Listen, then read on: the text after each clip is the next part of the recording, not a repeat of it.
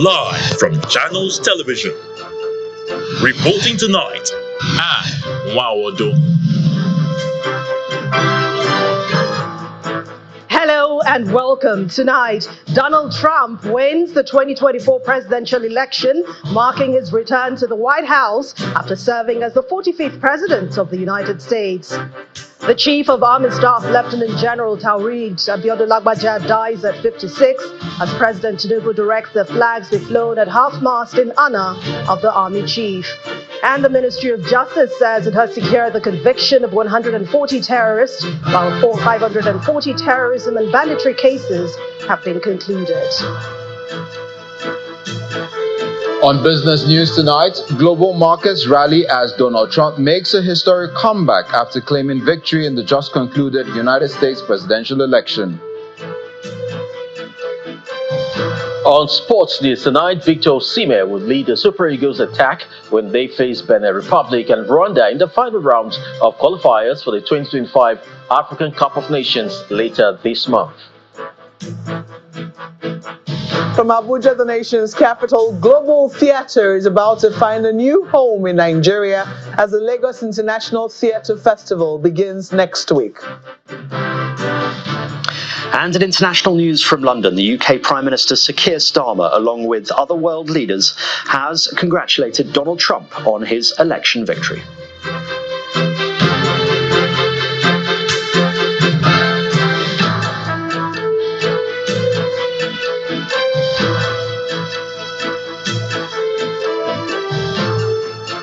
We begin tonight with the U.S. presidential election, as former U.S. President Donald Trump has now won and will become the 47th president of the United States of America.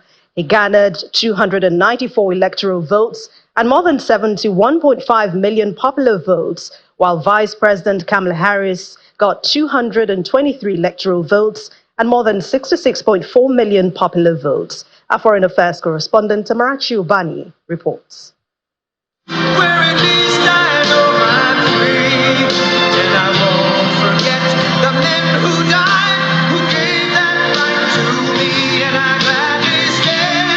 Donald Trump has been declared winner of the U.S. presidential election, affirming his claim to victory at the early hours of Wednesday morning, also declaring an unprecedented and powerful mandate as he addressed supporters in Florida, despite many states still counting votes then. This was, I believe, the greatest political movement of all time. There's never been anything like this in this country, and maybe beyond. And now it's going to reach a new level of importance because we're going to help our country heal. Trump's victory underscores how deep voters' frustrations were surrounding inflation and immigration. Republicans' two top issues this election cycle. Trump promised to fix America's borders and fix everything about the country. We're going to have to seal up those borders, and we're going to have to let people come into our country.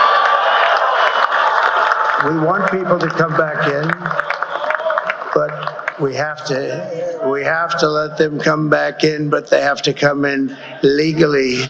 Some of those numbers, we're hoping to get another batch.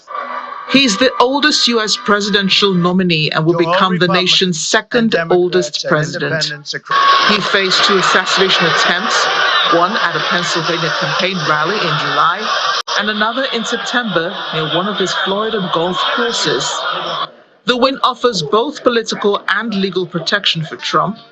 He casts his indictment in 4 criminal cases as a political attack, vowing retribution against perceived enemies and embracing increasingly dystopian rhetoric. He became the first U.S. president to be convicted of a crime in May in New York City and was the first president to be impeached twice. He denies any wrongdoing. There was no crime. His vow to alter the U.S. relations with NATO and to resolve the Ukraine war with possible peace talks that might require Kyiv to cede territory. Seal up those borders, and he said Hamas must be crushed and vowed to be tougher on Iran, but he's given few details on policy proposals. Amarachi Ubani, Channel Television News. Legally. The U.S. Vice President Kamala Harris has officially conceded the 2024 election, calling on President-elect Donald Trump to offer her congratulations. The call comes hours after Harris called off her address to supporters at her alma mater, Howard University, early this morning, as it became clear she will not be winning the election. The Harris campaign chair, Jen O'Malley-Dillon, has also called on her to begin the work of protecting America from the impacts of a Trump presidency. In the meantime, Nigeria's President Bola Tinubu is among presidents sending congratulatory messages to the newly elected president of the United States. A statement from the State House, says that President Tinubu looks forward to strengthening the ties between Nigeria and the United States amid the complex challenges and opportunities of the contemporary world. Some other world leaders who have congratulated Mr. Trump are the Indian Prime Minister Narendra Modi, who says that he is looking forward to working closely with Mr. Trump to strengthen relations in areas including technology, defense, energy, and space. Ukrainian President Volodymyr Zelensky said that it is extremely important to hear Mr. Trump speak about pace through strength and that the whole world can benefit from the principle of the policy. Mexican president says that Mr. Trump's victory is no cause for concern for her country, as her country will have good relations with the United States. For Canada's Prime Minister Justin Trudeau, he says in his words, "I know Presidents Trump and I will work together to create more opportunities, prosperity, and security for both our nations." And the Israeli Prime Minister Benjamin Netanyahu congratulated Mr. Trump, saying his historic return to the White House offers a new beginning for America and a powerful recommitment to the great alliance between Israel and America. Joining us now is Professor of African Politics and International Relations, and he's the Director, African Center for the Study of the United States at the University of Pretoria, Professor Chris Isike. He joins us from Pretoria in South Africa. Thank you very much, Professor, for joining us on the News at 10. Good evening, and thank you for having me. Well, if we recall, Mr. Trump said to his supporters this morning, in his own words, "America has given us an unprecedented and powerful mandate." I know he has also promised to fix the country in that speech he gave, but what can the rest of the world expect from him? For one, we know that he is going to be a very inward-looking, if you like, America-centric president. He's focused on making America great again. And that will probably imply some kind of withdrawal from global engagement, but it doesn't mean that it will be a complete withdrawal. It will also mean selective global engagement with particular countries. We know he has talked about, ending the war in Ukraine very quickly, crushing the Hamas and Hezbollah. So there will be some decisiveness around that front, and then hopefully he would look to continue his engagement with trying to normalize relations with the Gulf states in the Middle East. If you like, if it comes to Africa, it will be some kind of benign neglect for the continent, and overall a transactional approach, not just towards Africa, but towards different countries. Trump is going to be engaging with as chief superintendent of U.S. foreign policy. But Professor, when you look at U.S.-Africa relations, what does a Trump win mean for this relationship? Well, it means a lot, and this could have very nuanced, wide-ranging implications for Africa across different fronts. Could be economic, security, political, as well as even talking about climate change, for example. During his first term, between 2017 and 2021, there was a shift in U.S.-Africa relations that was characterized by this transactional approach that I mentioned earlier. But there was a reduced emphasis also on democracy and human rights promotion, and a strategic pivot towards countering China and Russia in Africa. So for example, on the economic front, we would expect that the AGOA and other related trade agreements would have to be renegotiated, and AGOA on the political side will also be used as leverage, some kind of political tool to force countries in the continent to America's national interest. So those are some of the things that we can expect from President Trump, especially towards Africa. When we look at the election, the democratic process was monitored by countries all over the world. Now, is the American political process still a standard for democracy today when you look at the whole process from start to finish? Well, there have been many questions about what the world can learn from America in terms of democracy, given how democracy was said to be on the decline in terms of following the last election, where Trump refused to concede the elections, refused to accept that he had lost the elections, and even actually failed an insurrection, January 6th. But that's one way to look at it. Another way to look at it is to say, well, democracy may have been on the decline because of the particular behavior of Donald Trump, who sowed doubts in the electoral process itself. But the institutions of the United States have held, essentially, not just in ensuring that the process of seeing the results through and certifying the results and following up with the process went through, but also in terms of how he has been prosecuted for some of the crimes that he has committed, and even those that were involved in that insurrection, how they have been prosecuted to date. We know that he's talked about pardoning everyone who was involved one way or another. But the fact that, you still have a country, and, you saw Kamala Harris concede the elections to him and talked about peaceful transfer of power between the Biden administration and to him, showing that there may be lapses here and there in terms of democratic decline, but the institutions are holding, and it gives a bit of hope what would happen going forward in terms of how he governs, and whether the processes would be something worth copying from would remain a different matter. However, there are reasons to ask questions whether countries like Africa can expect to learn anything about democracy from the United States.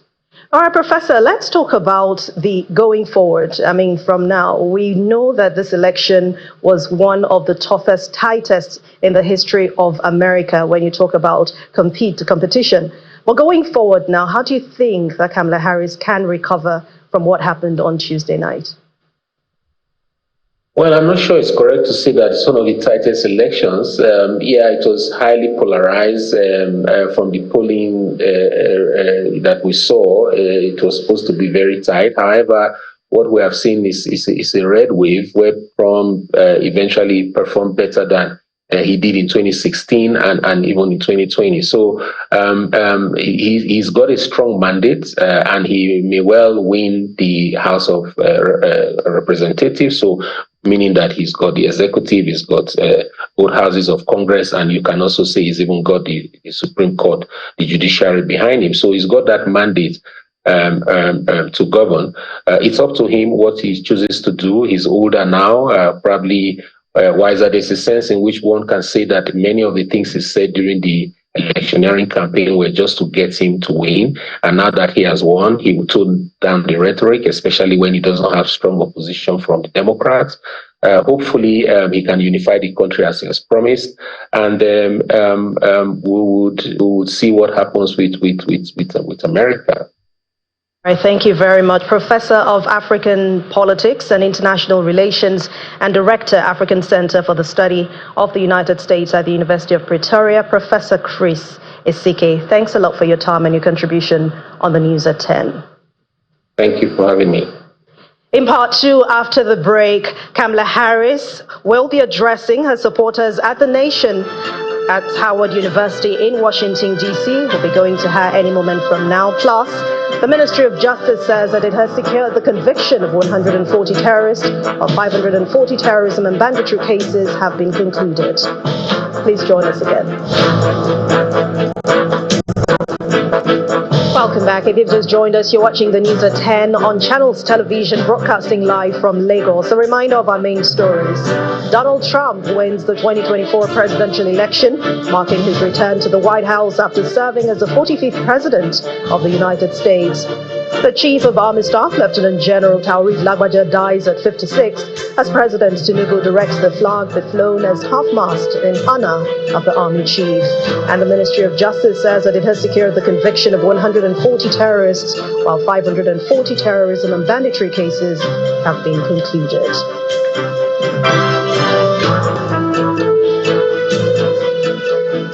The Chief of Army Staff, Lieutenant General Taoreed Lagbaja, is dead.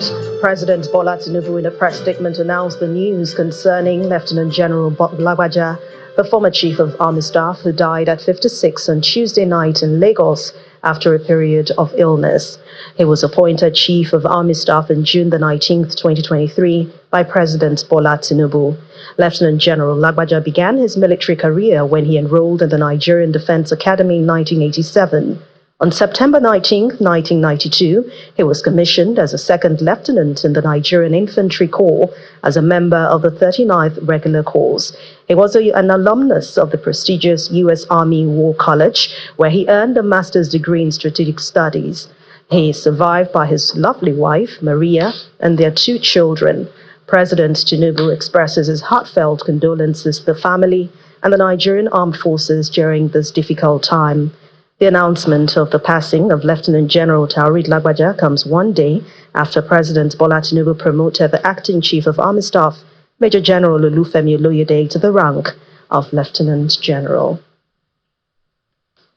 And the late Lieutenant General Taoreed Lagbaja is the 3rd Chief of Army Staff to die while in office. However, he is the first to die as a result of a prolonged illness. Before him, the nation's 2nd Chief of Army Staff, Lieutenant Colonel Joseph Akanhan, died in a helicopter crash in May 1968, while the 25th Chief of Army Staff, Lieutenant General Ibrahim Atahiru, died in an aircraft conveying him to Kaduna as it encountered bad weather and crashed. Lieutenant General Lagbaja died at the age of 56. The next report looks at the life and times of the late Chief of Army Staff. We'll bring you that report later in the course of the bulletin. In the meantime, the Federal Executive Council meeting, which was scheduled to hold in the State House, was postponed in honor of Lieutenant General Taoreed Lagbaja, the Chief of Army Staff, who passed on Tuesday night. Some members of the council had already taken their seats when Vice President Kashim Shettima announced the postponement. Meanwhile, the Minister of Defense, Badaru Abubakar, as well as the Minister of Information and National Orientation, Mohammed Idris, had paid a tribute to the former Army Chief. Cabinet members arriving for the week's Federal Executive Council meeting. The first meeting for the ministers who were sworn in on Monday and other ministers with new portfolios. However, a message arrives from the President and is delivered by the Vice President.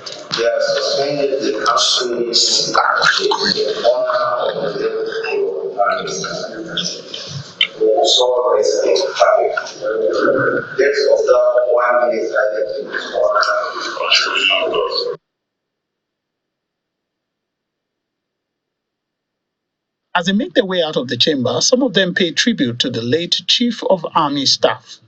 He was a gallant officer, very, very hardworking. He was indeed a warrior. He has served in so many theaters and have done commendably well. It's a very sad loss for the country. We pray to Allah subhanahu wa ta'ala to receive him and to bless him. The nation is in mourning. The president and the entire government is in mourning. He was indeed a very resourceful officer who has put it in best to fight insurgency in this country and for the many achievements he has succeeded while serving this great nation. The acting Chief of Army Staff was also at the villa and received some condolences. He also paid tribute to the late officer. The entire Nigerian army is actually in a very sorrowful mood, having lost our leader, Lieutenant General T. Lagbaja. This was someone that gave his all to Nigeria. He was a selfless leader. very passionate about Nigeria. And he led the Nigerian army very well. He was courageous. He was known to be thorough and a professional to the core. President Bola Tinubu has ordered that flags be flown at half-mast nationwide for the next 7 days in honor of the departed general. From the presidential villa, Lanre Lasisi, Channels Television News. Reactions have continued to pour in on the death of the army chief. The First Lady, Senator Oluremi Tinubu, paid condolence visit to the family of the late Chief of Army Staff. According to the statements by her media aide, the First Lady was accompanied by the wife of the Vice President, Hajiya Nana Shatima, and the wife of the National Security Advisor, Hajiya Ribadu. They were received by the wife of the Chief of Defense Staff, Mrs. Ogogo Musa. While comforting the family and the wife, Mrs. Maria Lagbaja and the children, Senator Oluremi Tinubu asked them to be comforted by the good life and legacies he left behind, and asking the children to remain focused and pursue the ideals their father lived for. To other stories now, the Ministry of Justice says that it has secured the conviction of 140 terrorists, while 540 terrorism and banditry cases have already been concluded. The Solicitor General of the Federation, Mrs. Beatrice Jedi-Agba, stated this when she received the House Committee on Justice on an oversight visit. Meanwhile, the House Committee on Defense, during a similar oversight to the Defense Space Administration, says it is considering legislation to improve funding for defense outside the general budgetary provision. Our correspondent Terry Ikumi reports. Following suspension of plenary for 2 weeks, the National Assembly committees have intensified their oversight on MDAs. The House Committee on Justice visits the Nigerian Communications Commission, where the menace of copyright infringement was a focal point. We now have the corporate levy running. Unfortunately, because the account is not domiciled with us, and we're not the ones, the primary point of collection, all we can say here will be more like information made available to us. This point was further emphasized by the committee chairman while speaking to journalists at the end of the visit. We're going to go back and see how they can get more funding, and then there's a corporate levy that they've not had access to. We want to review that and find out why the corporate levy being collected in conjunction with customs, they're not getting access to it. The next stop for the committee was the Ministry of Justice. After a quick inspection of the facilities at the ministry, the Solicitor General gives an update on the fight against terrorism and banditry. We have been able to successfully conclude the prosecution and secured conviction of 140 terrorists at the Wawa cantonment in Kainji, Niger State. We have concluded 540 terrorism financing and banditry cases. We have arraigned and are currently prosecuting 858 criminal cases, and also currently profiling over 1,522 terrorism and terrorism financing cases. Meanwhile, the House Committee on Defense was on an oversight visit to the Defense Space Administration.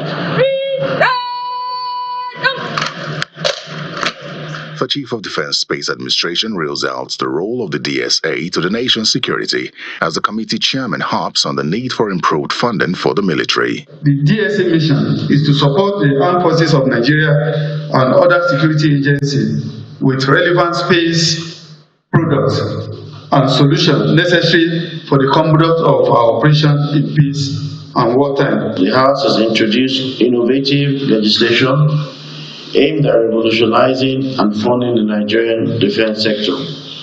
Key among this is the Nigerian Armed Forces Support Fund Bill. The intensification of oversight to MDAs by the National Assembly committees is in preparation for the 2025 budget and to improve the budgeting process in the country. Terry Ikumi, Channels Television News. Still watching the news at 10. We head over to our Abuja studios now, where Ogoni Yusuf is standing by to give us more stories. Hello, Markwe. Hello, Anne. It's good to see you. Well, we're starting off with the arts, where theatre lovers are about to witness a convergence of creative talents as the Lagos International Theatre Festival is about to kick off. And to usher in the event, the founder, Bolanle Austin Peters, and some other board members held a press conference in the Lagos State House in Marina to speak on the inaugural edition of the festival. The nation is laid bare, where culture is unmasked. Global theatre is about to find a new home in Lagos State, southwest Nigeria, and these are the brains behind it. Bolanle Austin Peters, the frontrunner in the resurgence of live-action production in Nigeria, has teamed up with the Lagos State government and other notable names in hospitality and media space for what will be the Lagos International Theatre Festival. Each play, a tapestry woven with threads of tradition and modernity. The host governor, Babajide Sanwo-Olu, says the festival is part of a deliberate plan to provide support for the creative industry in Lagos because of its enormous potential. We drew up an economic agenda that saw clearly that entertainment, tourism, creative arts, the creative industry is a strong, important, cardinal economic objective of Lagos. Right. He was standing on the same pillar as we will resolve public transportation, on the same pillar I will resolve health and education, on the same pillar that we want to also resolve other life challenges, including security. It challenges, it inspires, it transforms. Having showcased her award-winning productions by Nigerian actors across the globe, including in London, South Africa, Egypt, and many more, the founder of the festival believes it's time theatre claims its rightful space within the Nigerian creative industry. What we realized was that we needed a community. We needed somebody to hold us together. That is what has happened in fashion, in film, in music, in food. We were the ones left, and we said no. We're probably the only ones that create the most entertainment for people at Christmas and Easter. Yet we were just letting ourselves be scattered all over. This inaugural edition of the festival will start on November the 14th till the 17th. The chairman of Channels Media Group, Dr. John Momo, OON, who also chairs the festival board, explains that theatre and the creative industry at large can help launder the image of the country positively. We're at the point where we need something that will show up Nigeria as a very successful country. That's the pivot, and that's the trigger that will set things alight in a positive way for Nigeria. With the ongoing rise of other arms of the Nigerian creative industry, including Afrobeat and Nollywood, this strategic catalyst for the theatres is expected to further open more opportunities in the Nigerian creative economy.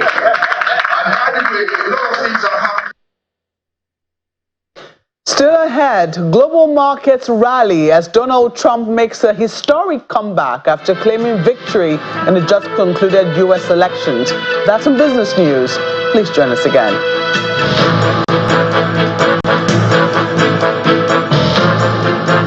Welcome back to the news at 10. A former president of Nigeria, Chief Olusegun Obasanjo, has commended Edo State Governor Godwin Obaseki for providing standard healthcare facilities for the people. Chief Obasanjo gave the commendation during the commissioning ceremony of the rebuilt 250-bed Stella Obasanjo Hospital in Benin City, the state capital. In his remarks, Mr. Obaseki gave reasons for replacing the central hospital with a museum.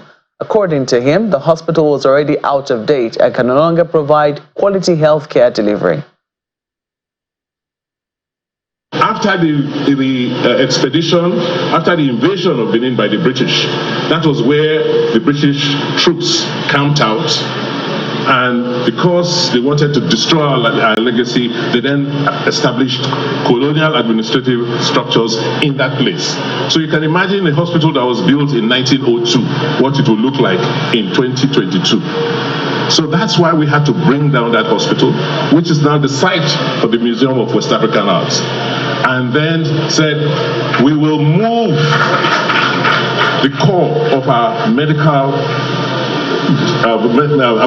facilities to this location.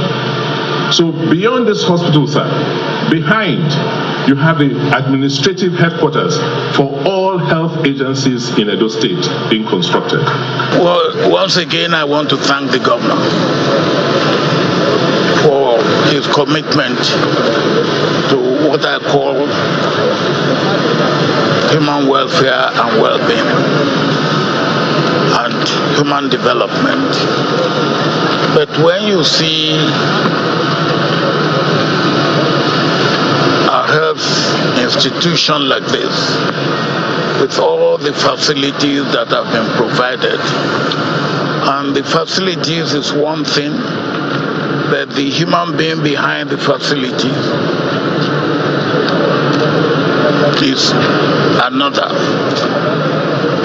And you have the facilities, you have the men and women who will manage the facilities, and you have also the finance, because this is tied up with health insurance scheme in The Executive Secretary, Nigerian Content Development and Monitoring Board, Engineer Felix Ogbe, and the Governor of Lagos State, Mr. Babajide Sanwo-Olu, have commissioned a multi-million-dollar pipe threading and valve assembly facility built by Bell Oil and Gas. At the facility located at the Lekki Free Trade Zone in Lagos, Mr. Ogbe said the company's investment in the critical infrastructure like piping and valves will aid the growth of the oil and gas industry, especially with major projects such as the Dangote Refinery, the Total Energies Ubeta Gas Project, the AKK Gas Pipeline, and the Nigeria-Morocco Gas Pipeline in the works. In the same vein, the Governor of Lagos State, Mr. Babajide Sanwo-Olu, who was represented by the Commissioner for Commerce, Cooperatives, Trade and Investment, Mrs. Folashade Ambrose Medebem, says the project is a testament to the vision of establishing the free zone. From the industrial layout of the Lekki Free Zone is this latest multi-million-dollar ultra-modern valve assembly OCTG pipe threading facility in Lagos. Outstanding facility open, Bell Oil and Gas. Congratulations. Bell Oil and Gas, a wholly indigenous company, has built these 50,000 metric tons fab yard that will produce in-country pipes, composite pipe fabrication, and OCT goods, which are essentially casings, tubings, piping, and pipelines necessary for any oil exploration campaign. Starting out humbly with simple procurement contracts some 22 years ago, grew successfully in the deep water space for the installation of composite pipes on the Bonga FPSO in 2004. It has serviced major international oil companies, and today he is now producing what he used to order overseas. Bell Oil and Gas is indeed a case study and a shining example of how a local company can create a vision and actualize it in a highly challenging industry and a typical VUCA environment.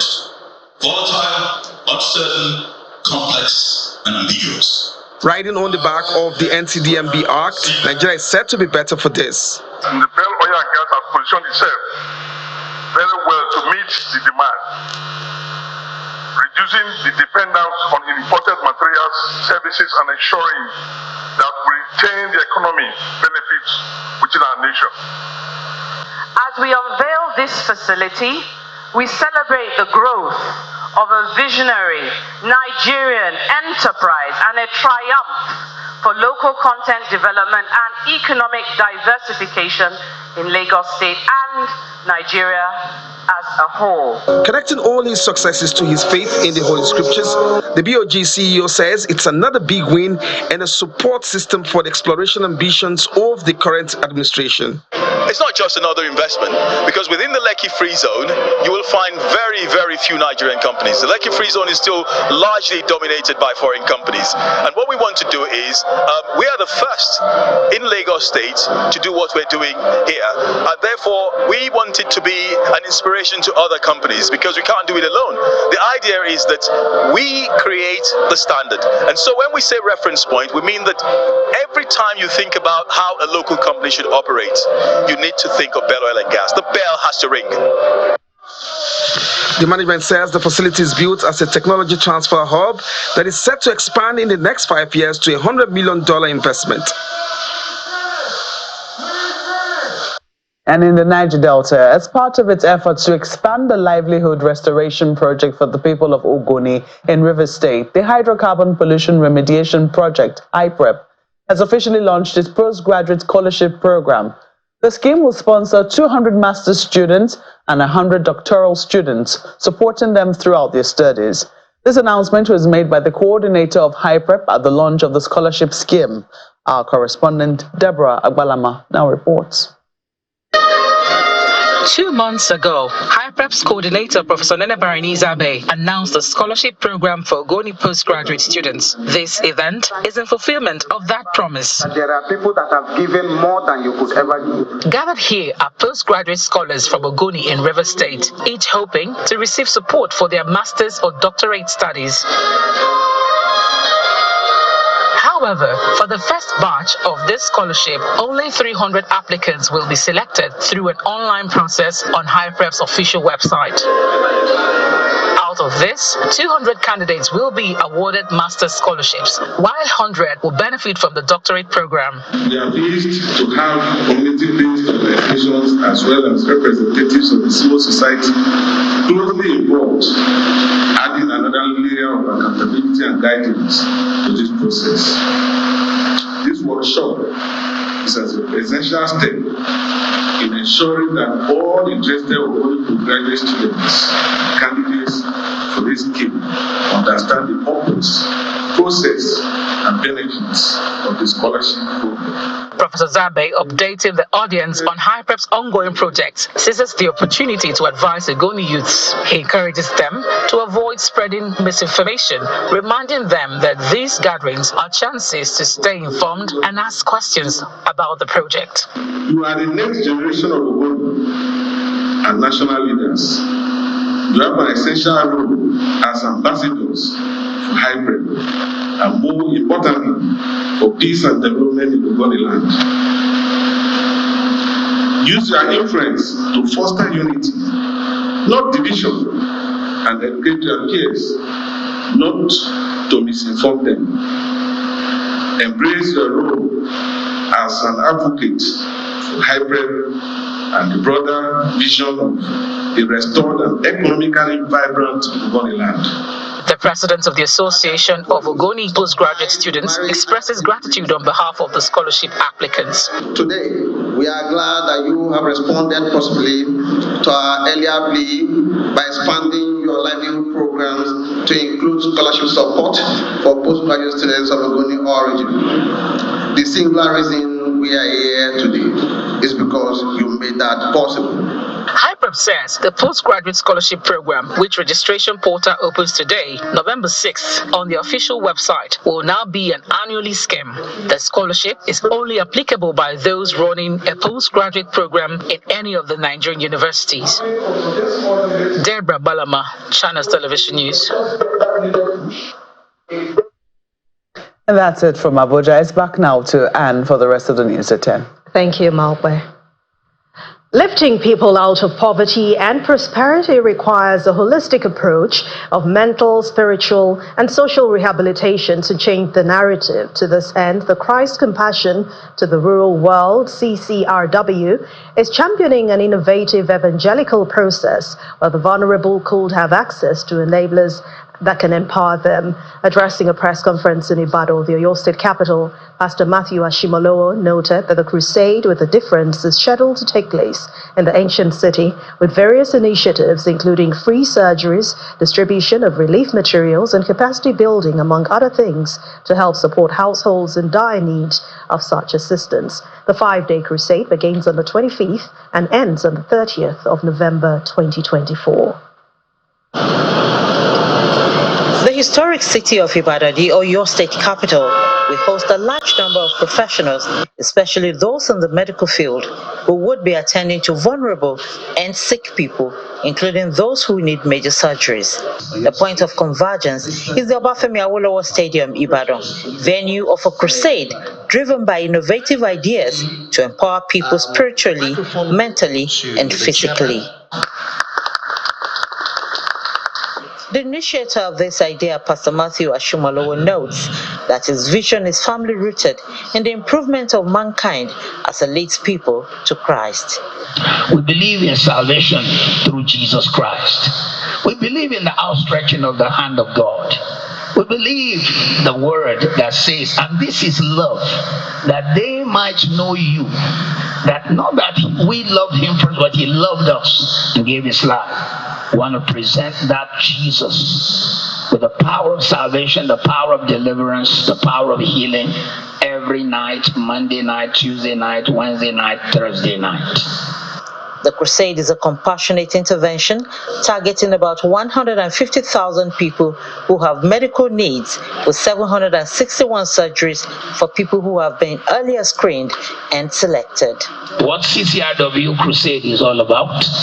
We believe God for great things. At the end of the day, when I see 20,000 people give their life to Christ, when I see people who have been helped, and family who have been helped, when I see 30,000 children who have been dewormed, we bought 30,000 deworming medicine for children. The clergy considers this as representing a new model of evangelism where love is not only preached but shown to all, irrespective of religion or tribe. I believe our city will rejoice. I believe we are going to have a huge conversion of souls, bringing joy to heaven. And I believe beyond the relief that people will see a new perspective of Christianity, to say Christianity is indeed love for your neighbor, irrespective of your religion. The spiritual journey espoused by the crusade has been compartmentalized to ensure all those who attend are well catered for. The organizers say about 250 police officers would be on ground to be assisted by other security agents to ensure orderliness in a secured environment. Let's find out how markets reacted to the U.S. presidential elections today. Dominic Iwewu standing by.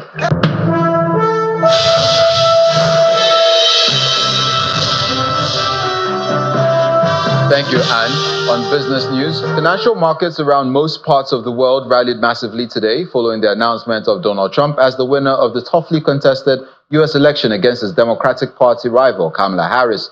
On Wall Street, the U.S. financial capital, all the major stock market averages were in the green as the Dow Jones Industrial Average surged more than 1,400 points. At the same time, the dollar rose to the strongest level in a year, triggering a sharp rise in Treasury yields, while the rally spurred Bitcoin to emerge as the clear winner of the day, climbing by 7% to a record high of $75,397, most likely due to Trump's vocal support for cryptocurrencies.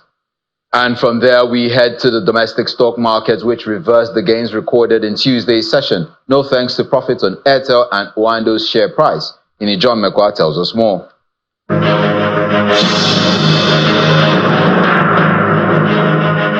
Good evening, everyone. Welcome to the Stock Market Reports. While supporters of former President Trump are rejoicing after the U.S. election, not so for investors at the NGX, and it's because of Owando. So their results were released, and it didn't look as expected. A lot of investors, I think, were disappointed with the numbers that came out of that, and so we see profit taking feasting on Owando today. So it's down 9.98% to close at 65 naira 40 kobo. Not alone in that category. UBA also lost at the close of trade, as well as Thomas Way. But on the flip side, we have some gainers. Unicell, also in the oil and gas sector, oil and gas production, and it's a domestic company. You know, I told you it's something to watch out for. Well, they've been excelling and keeping that trend on. The gain today, 9.87%. Regalins as well as Veritas also joined that, but they were not strong enough to bring the bull back to the market. So at the close of trade today, we see that there's a drop. We are back to 96,000 for the oil share, 0.30% down, and market cap still around 58 trillion naira, and it's the victory of the bear.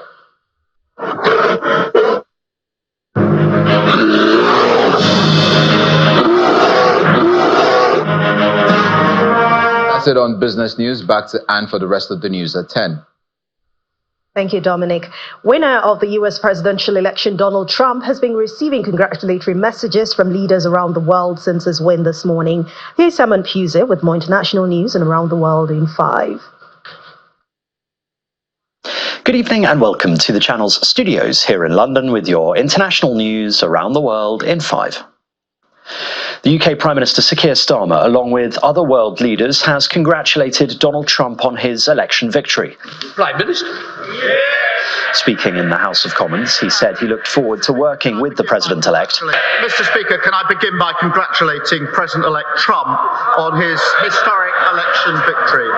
As the closest of allies, the UK and US will continue to work together to protect our shared values of freedom and democracy.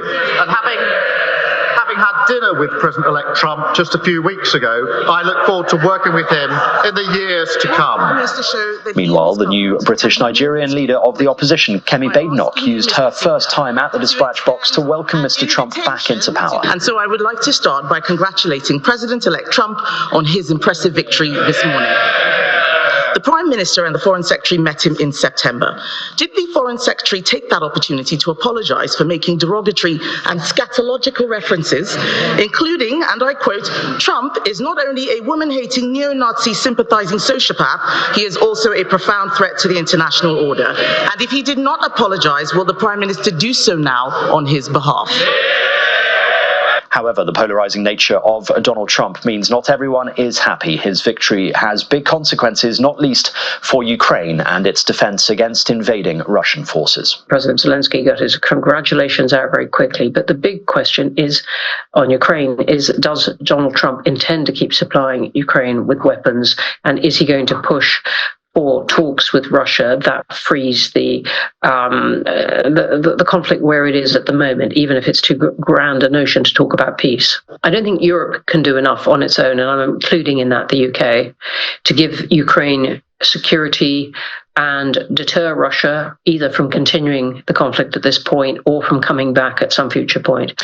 Protests have erupted in Israel after Benjamin Netanyahu fired the country's defense minister, Yoav Gallant. People took to the streets after Mr. Netanyahu said a crisis of trust led to his decision. Many protesters are calling for Mr. Netanyahu to resign. Gallant said his removal was due to a disagreement over giving concessions to Hamas to release the remaining hostages in Gaza. The cleanup operation is continuing in Spain as accusations grow over who is to blame for the flood response. Here, military and volunteers working in Payaporta, one of the worst affected regions. Recriminations are flying over who was to blame for the country's worst natural disaster in living memory. At least 218 people have lost their lives in the flooding so far. Protesters hurled mud and shouted insults at the country's King Felipe when he visited Payaporta 3 days ago. South Africa has closed one of its busiest border crossings with Mozambique following violent post-electoral protests in the country. The protests have led to deadly clashes in several cities following last month's disputed election. Lebombo, one of the 4 busiest land ports in South Africa, has been closed, with travellers advised to use alternative crossings. And a tradition several hundred years old has taken place on the streets of Ottery St Mary in England. Barrels coated in tar are set alight and carried on the backs of intrepid local volunteers. Known as barrelers' backs, the tradition is believed to have its origins in the 1605 gunpowder plot's failed attempts to assassinate James I. And that's your international news around the world in 5. Now back to the channel's studios in Lagos.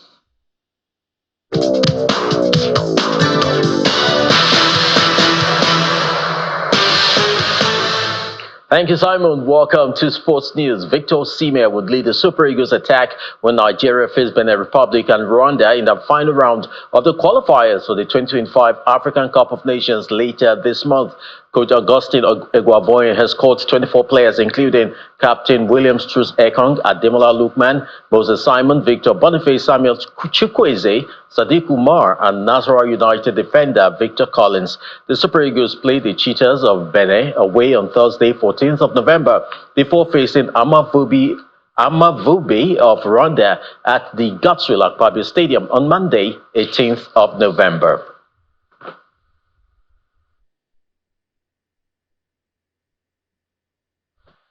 And in tennis, Olympic champion Zheng Qinwen continued to deliver in her breakthrough season as she advanced to the semi-finals of the WTA Finals in Riyadh with victory over Jasmine Paolini, picking up a 30th win from her last 35 matches.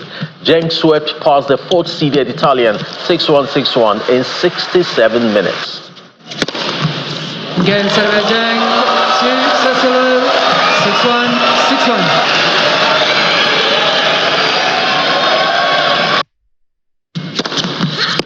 And meanwhile, Elena Rybakina claimed a consolation 6-4, 3-6, 6-1 victory over world number 1 Aryna Sabalenka, who had already secured a semi-final spot as the group winner.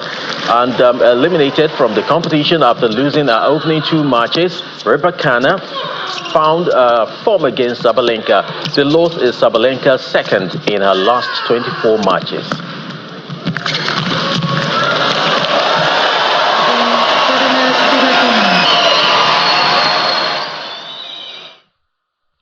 That's sports news. It's back to you, Anne.